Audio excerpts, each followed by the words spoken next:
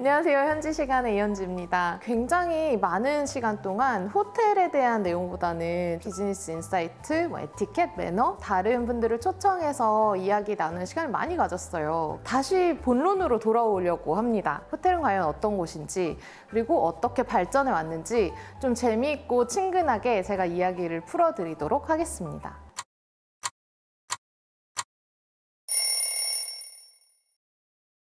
로마 시대에는 호스피티움이라는 그 가문 간 상호 계약을 맺었다고 해요. 서로 나무나 금속으로 된 증표까지 주고받았대요.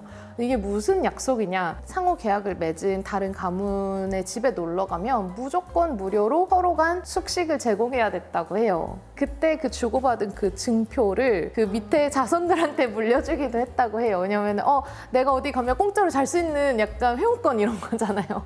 그래서 이런 그 개념이 그때는 약속의 개념으로 있었다. 고대 그리스에서는 필록세니아라는 컨셉이 있었대요. 근데 필록세니아는 무슨 뜻인가 하면 낯선 사람들한테 잘해줘야 된다라는 거의 신과의 약속이었다고 해요. 내가 다른 사람을 내 집에 재워주는 거? 이런 게 돈을 받고 하면 안 되는, 왜냐면 신과의 약속이잖아요. 이방인이 왔을 때 내가 잘 곳이 필요하면 광장에 서가지고 제가 오늘 어디서 자면 될까요? 하고 소리를 지르기로 했다고. 그만큼 그리스 로마 시대에는 환대라는 개념이 정말 홀리한, 신성한 그런 개념이었다.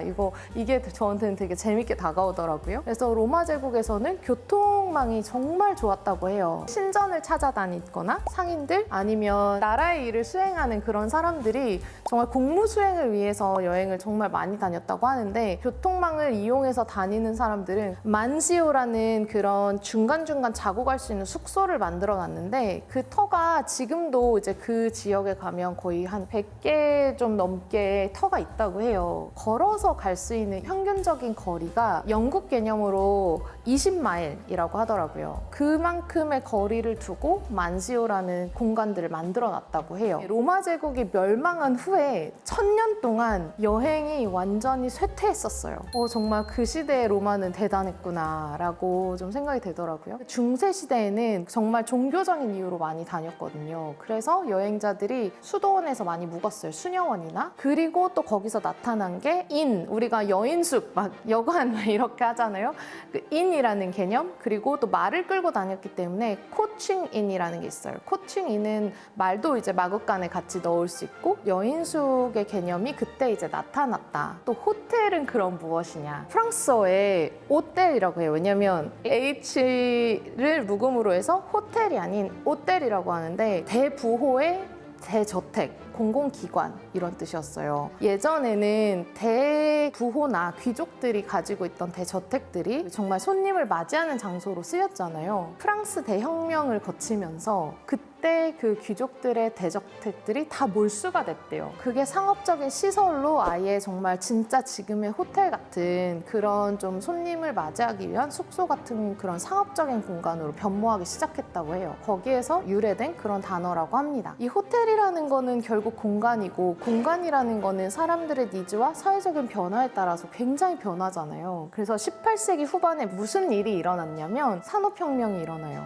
철도가 발달을 하면서 중간중간 서잖아요. 그러면 거기에 이제 호텔들이 들어서기 시작한 거죠. 이거는 유럽도 그렇고 미국도 그래요. 하나 약간 재밌는 이야기를 좀 짚고 넘어가고 싶었던 게, 우리나라에서 잘 아시지 않는 브랜드긴 한데 월도프 아스토리아라는 그런 호텔이 뉴욕에 처음 생겨요. 그 월도프 아스토리아의 초대 총지배님의 성이 볼트인데, 이 볼트 씨가 다른 도시에 작은 호텔을 운영하고 있었대요. 그런데 전설에 따르면 눈보라가 치고 날씨가 너무 안 좋은데 도시에 컨퍼런스가 너무 크게 열려서 잘 데가 없었던 그런 밤에 정말 나이 드신 노부부가 눈보라를 다 맞고 완전 젖어서 들어오셨는데 방이 없는 거예요. 그래서 이 볼트 씨가 정말 너무 죄송하지만 두 분을 그냥 보내드릴 수 없으니 제 방을 드리겠습니다 해서 방에서 재워드렸는데, 그분들이 집에 돌아가셔서 기차표 2장이랑 이쪽으로 찾아오세요 하는 그 쪽지를 남겼다고 해요. 기차를 타고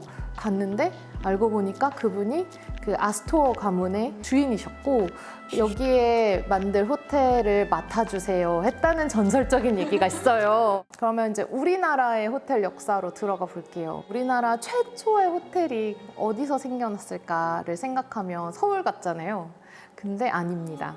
인천 중구에서 생겨났어요. 외국에서 교류하신 분들이 인천항을 통해 많이 들어오셨다고 하는데 일본 분이 세우신 대불 호텔이라는 곳이 1800년도 후반에 생겨났어요. 이 대불 호텔은 우리나라 최초로 커피를 판 호텔이라고 해요. 두 번째로 세워진 호텔은 손탁 호텔이라는 곳을 많이 얘기를 하시는데 사실은 팔레 호텔이라는 프랑스인이 세운 호텔이 있었는데 거기는 이제 화재로 소실이 되기도 했고 또 그 안에 시설이 목욕 시설도 없고 해서 실제로 여행자들이 묵었을 때 좀 많이 힘들었다고 하더라고요. 그래서 그 다음부터 좀 유명하게 생긴 호텔이 손탁 호텔이라는 곳이고 손탁 호텔은 손탁 여사가 독일 분이셨대요. 고종 황제와 명성황후로부터 굉장히 총애를 받으신 분이셨대요. 그래서 고종 황제가 여기를 커피하우스로 많이 이용을 하셨다고도 하고요. 초반에 시작됐던 모든 호텔들은 다 외국인들에 의해서 세워졌어요. 그 다음에 생긴 게 우리가 아는 조선 호텔이에요. 조선 호텔의 201호가 되게 유명해요. 백범 김구 선생님도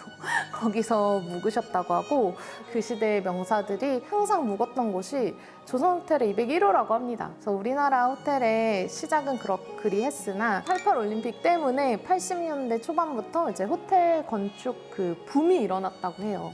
그때 이제 우리가 아는 많은 인터내셔널 브랜드들이 진출을 하기 시작했습니다. 그렇게 우리나라의 호텔의 역사가 또 시작이 됐습니다.